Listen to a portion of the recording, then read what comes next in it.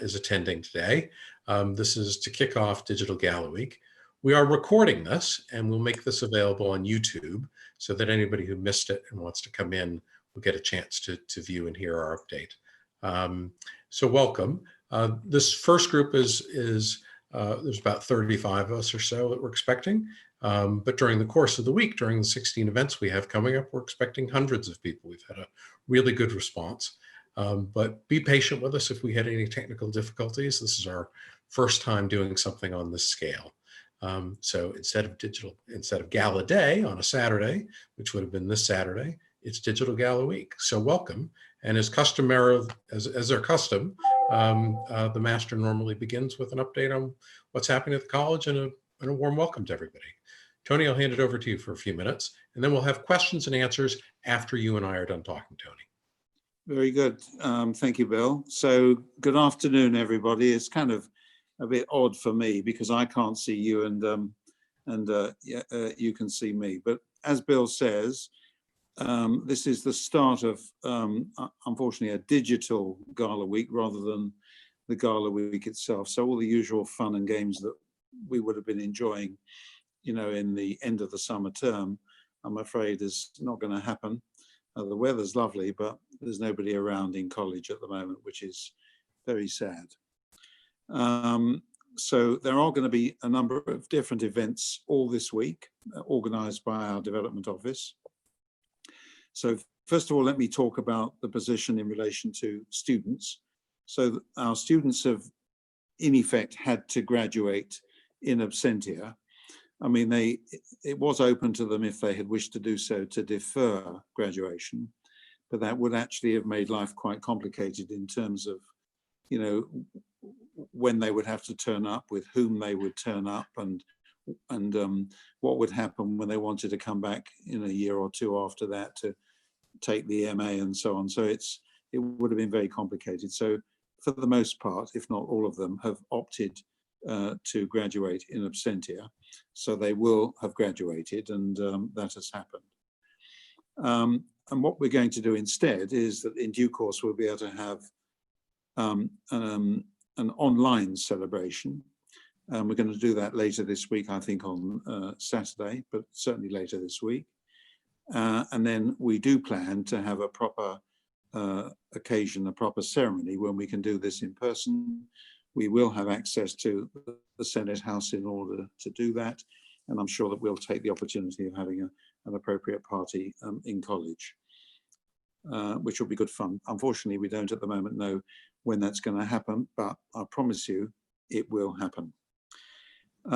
So the plan today, as Bill has indicated, is that we'll update you about Claire and also the progress that's been made thus far and the future plans for Old Court.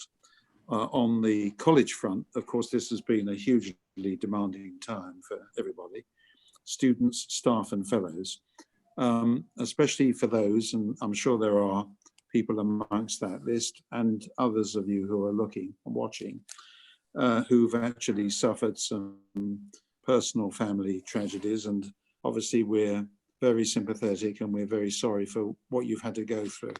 It's been an extremely unpleasant time, and of course it's not yet finished. What happened here was that most of our students who were in residence in the second term were invited to leave home. We didn't require them to go home, but those who were able to go to a home, normally elsewhere in the UK, for example, they left early in March, still in term time.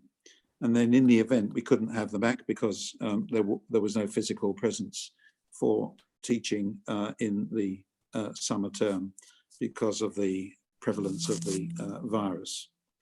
There were some students located mostly for these purposes abroad.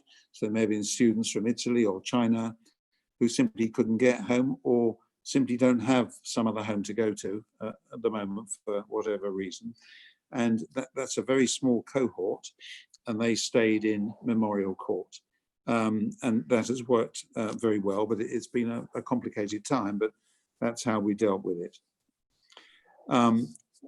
The summer term teaching has all been done online. Lectures and supervisions has all had to be done online. Now, this has been rather impressive, I think, given the amount of time that people have had to deal with this, but it has worked. It's obviously not ideal.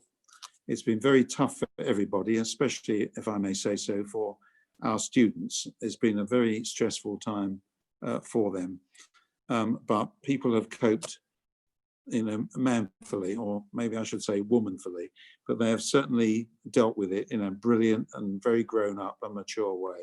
And we're very grateful for the effort that everybody has put in to make it all work. So far as the October term is concerned and the new academic year, different scenarios are being worked on, both at the university level and also amongst the colleges. And there are regular weekly meetings of many, many different committees, and also the heads of house weekly meet on Friday mornings first thing. And the leading scenario is to proceed on the assumption that we will be opening fully for business in October, except in relation to rather large lectures. So your lectures with 200 or 300 students appearing in them, that will continue to be done online, and you probably saw reference to that recently or a few weeks ago in the press. And that would obviously, not be practicable. But we are very much hoping that if that scenario pans out or works out as we hope it will, that the supervision procedure or the supervision mechanism for teaching will resume in the usual way in October. Then financially, it's of course been very, very tough. We have not thought it appropriate. I think some colleges might have taken a different view, wrongly in our opinion. We have not thought it appropriate to charge students for residential accommodation in circumstances where they've not been occupying the accommodation. And so that's been the position for many of our students since early in March. Similarly, we've not been able to charge them, and wouldn't think it appropriate to have done so, for the summer term. And so our rental income and our catering income has fallen dramatically. We've also suffered significant loss of revenue from our conference cancellations. We have wonderful conference facilities here at Clare, but we have had to cancel the Easter conference arrangements, and all the summer conference arrangements have collapsed. And this has produced a significant revenue loss for Clare for the calendar year, effectively ballpark about £4 million, which is a serious financial drain as far as the college is concerned.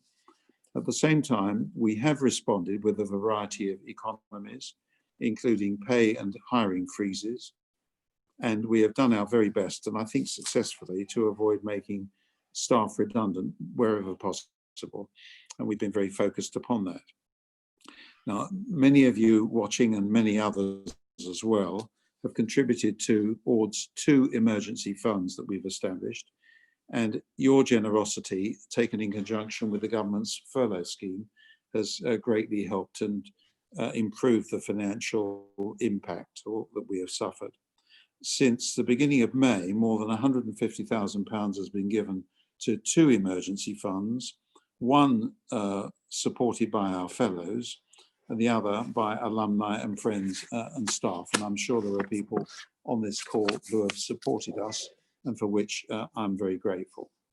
Some excellent news, turning to the Old Court campaign, is that this continues to be a great success, very largely thanks to Bill and his team in the Development Office.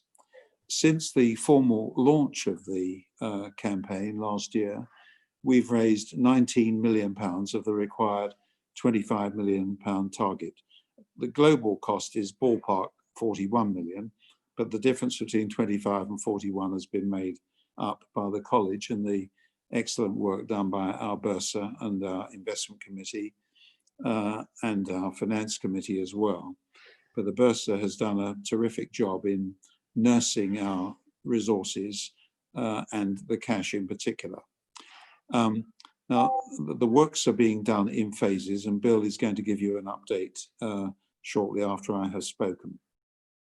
So I want to thank Bill and his team in the Development Office for all their hard work. I also want to thank Alan Gillespie, who is my co-chair of the campaign committee. David Attenborough and John Rutter, both marvellous supporters of the college as joint patrons of the campaign, and also our campaign board, which has worked hard in the process of raising money. Now, so far as the future is concerned, I mean, you would expect me to be positive, but I really am positive, and I want to be positive for the future and for Clare College. I am completely confident that we will raise the balance of the funds that we need to raise in order to make sure that these works are completed, hopefully completed on time, although of course, inevitably there's been some delay as a result of the virus. I repeat the fact that I know this has been a very tough time for many people, but I do believe that we're going to come through all this. We'll come through this strongly and with great success. Clare College has been here for nearly 700 years. It's got to be here for another 700 years. So welcome to the start of our week. Thank you for joining us. And Bill's going to say some things now, but if there are some questions you'd like to ask, we'll endeavour to answer them in the course of this webinar. Thank you very much. Thank you very much, Master. For those who want to ask questions, we're asking you today to use the chat function, which you'll find, and we will take some questions at the end if there are any. So I'm going to share my screen now. That'll take a moment. And I'm going to share a little bit of information on what's going on with Old Court. So really, I just wanted to give people an update on what is happening with the Old Court project. As the Master said, a lot of construction's been going on. There's been noise today outside his office. And what that work represents is the end of the first phase of this work. And then we're moving on to the second phase this summer, which is very exciting that we're in a position to do so. So I just thought I'd walk people what they could expect if they were to come back and see what's been done when we're able to reopen and welcome you back, and what you can expect over the next 2 years. So just to remind people about the Old Court Renewal and Restoration Project, it is a big project. I don't think people realize just how big Old Court is. You only ever experience it one entryway at a time, one piece of the puzzle at a time. But when you put the whole puzzle together, it is a big building. And the work we're doing is substantial. It's a lot of rooms. It's miles of wiring. It's 4 new lifts. It's a lot of roof and lead and guttering. Old Court has 285 windows, 11 chimneys, 31 different sets, a lot of fire and safety equipment. All that's going to be addressed over the course of this multi-year project. Phase 1 is which we're completing in the coming weeks. And that's been going over the last 2 years or so, and included enabling works under the periphery of Old Court is the walkway around the 4 squares. And under that walkway are trenches. And there's pipes and conduit that has been built up over the years. And unfortunately, there was asbestos, and that had to be removed. And that's been done and reorganized. The Porter's Lodge has been renewed. You can now come in from outside the gate and through. And the security arrangements have been improved in there, as have the mailboxes. New showers and loos have been put in entryways E and G. There's a new boiler room in staircase E, which will serve for a new boiler, which will serve the majority of the college. And rooms have been renovated and renewed in A, B, and C, including a number that have ensuite. The days of dressing gowns and slippers to go across the court to shower will eventually be a thing in the past. It wasn't a real hardship on students, but during the summer when we have conferences and so forth, it wasn't ideal. The North Range roof has been done, and I'm going to share a picture of that in a moment. And then a new gas line is being installed as we speak underneath the section of Old Court. in the central courtyard, and they're putting that all back together right now. The work over the last year was a large temporary roof over the North Range. And by the North Range, we mean the part of Old Court that contains Hall, the SCR, and the chapel. And all that was covered. And the roof was taken all the way back down to the timbers. And on the left-hand picture, you can see that the timbers are exposed. And the good news is we found very little rot in the timbers, especially where the timbers meet the building. We were really worried about that. And it wasn't until we stripped back all the lead that we could be sure what the condition was. And we were very fortunate that it was in good shape. And while those timbers were open, we've added a lot of insulation.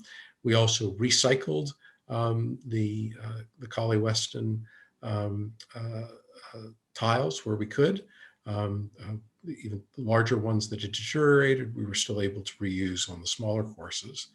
And so this is sort of the in-process slide here. And going to the next slide, you can see what the finished product looks like. So this is as they were taking the temporary roof off, looking towards the UL. And on the left-hand side of the slide, you have the Collie Weston tiles, golden hued, beautiful. And that's what most of Old Court has on it. But there's one part that faces towards Trinity Hall, and that's on the right-hand side of this, which is a more traditional sort of slate. And so that's this one part of the roof is actually done in two different slates, depending on the face of the building. Also, I'd commend, if you look at the arched windows and so forth, you can see the lead work that's been done. And it's really looking terrific. And one of the nice things is they took the lead away, they took it to their workshop, they melted it down, re-rolled it, and brought it back. And as you all know, lead is, this type of thing is often sadly stripped from country churches and so forth as criminals try and take this stuff. And so they had high security when they were loading this van in and out of Clare. And it's all come back. And then the cupola with the bell over the North Range. This was just unveiled. I think this picture was from last Tuesday. And this was the first picture they were able to take of the gilded pineapple at the top in its glory and all the lead work restored. And so it really has turned out well and is looking rather stunning, and especially on a sunny day. As the master mentioned, the campaign for Old Court is going well. It's really the lead up to our 700th anniversary. And as the master mentioned, we're looking to raise 25 million. 16 million of college resources will be put in. But of the 25 million that we need to raise, 19 million has been secured to date. And we are confident that we will get there for the final 6 that we need for further phases. That's what's good about this project. It is in multiple phases. So the first phase I described to you, and for the final phase, we'll need to raise at least another 6. But we do have the better part of 2 years to do that. So what's going to happen in the next phase, starting this summer, is what we're calling the transformational work.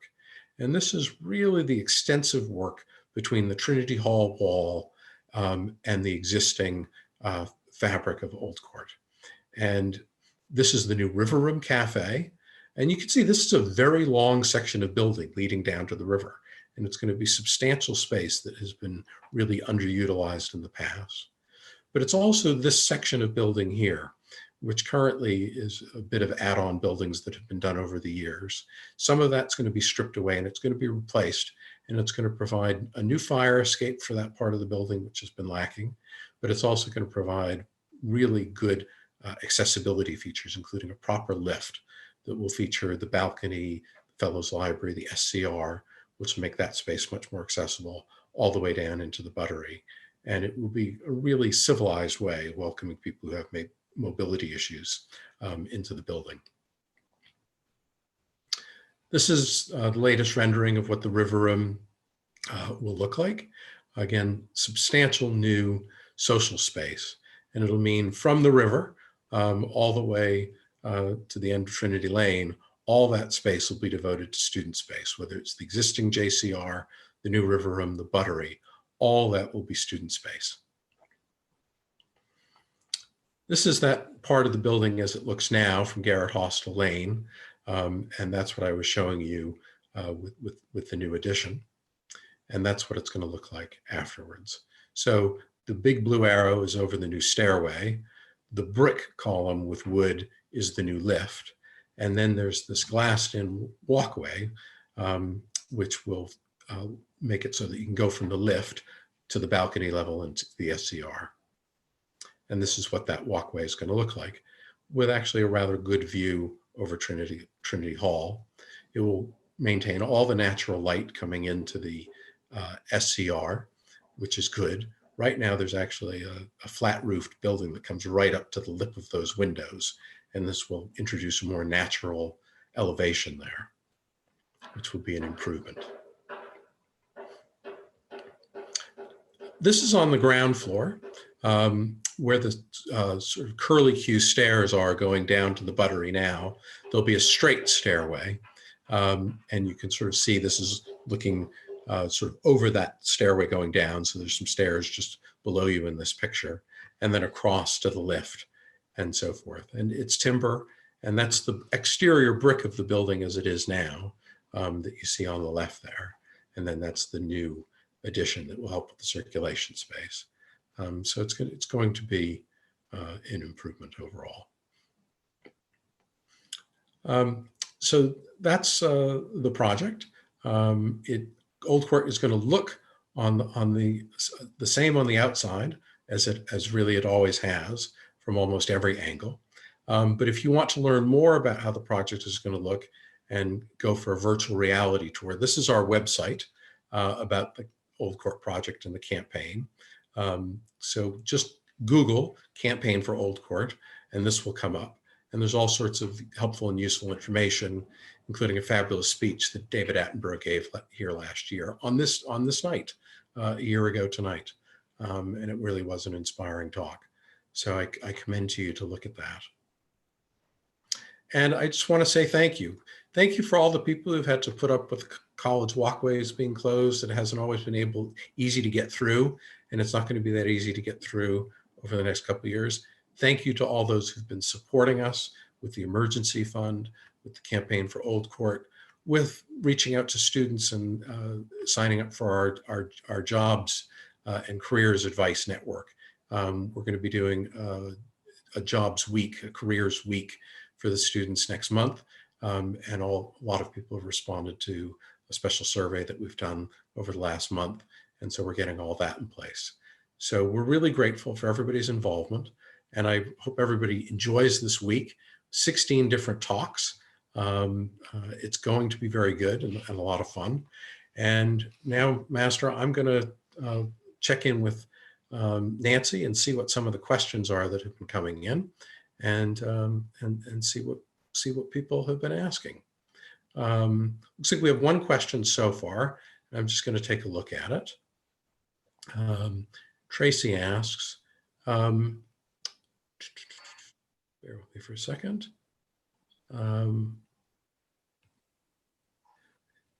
On accommodation arrangements for next year and whether students will be able to take up accommodation as they previously arranged, or will there be new arrangements? This is from a current parent about accommodation for next year, Master.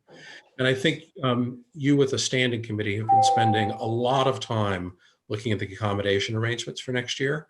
And we will be having students in accommodation next year, but what we are going to have to do is organize them into households so that if one should become ill, that they can isolate as a household, as it were, as has sometimes been the case, with usual families and so forth. And so we're working on an accommodation plan, and we will have announcements about that over the summer. But it may mean that some groupings of students, some requests on where students wanted to live according to the housing ballot and so forth may have to be adjusted, but we're still working through that. We're going to try and honor as much as we can. Is that a fair answer to that question, Master, from your discussions with the senior absolutely. tutor? As you can imagine, that it's given rise to an extremely complicated spreadsheet structure, because we're given the configuration of the college, we're given a configuration of staircases, given a configuration and locations across the college in geography terms. And what we've got to do in order to be compliant with the need to ensure that we respect government guidance and regulatory obligations in relation to how we live on a household basis. We've got to do it on a household basis so that we can confine, if we possibly can, any experience of the reappearance of the virus, so that if people have to self-isolate, it's going to be possible to do it, but by reference to household sizes and shapes. So the household sizes are going to be, I think, 2s, 3s, 4s, possibly up to 6. But because in other colleges, they're going to be possibly even bigger, but it just depends upon the particular local geography. But it is a very complex exercise, I'm afraid.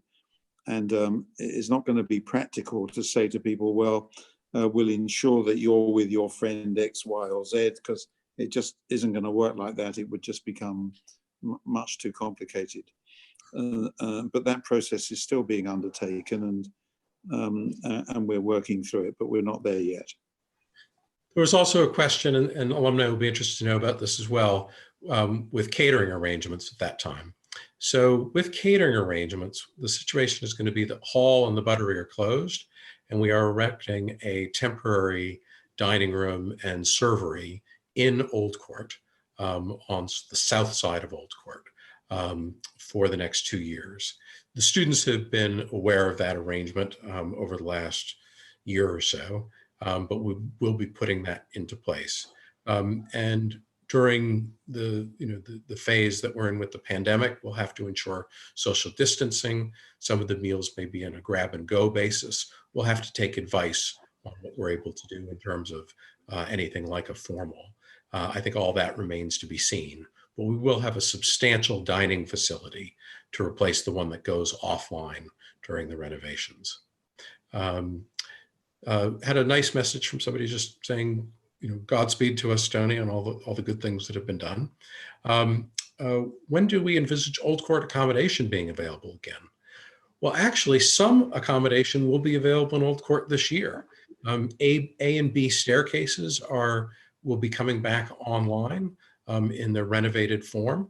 And we are also, as we try and get some of these households organized, we weren't thinking we'd have students in the attic, but we're looking at the option of making attic rooms available to students this year. We haven't made a complete decision on that, but we've been looking at all the options. We need to do it so that we can guarantee social distancing, and also because staff and fellows and students all share these stairways, we need to come up with arrangements that are safe. But we are looking at that. But there will be students in Old Court this year, at least based on the most recent plans I've seen, certainly in A and B, and possibly in other stairways as well. We'd welcome any other questions if people have them.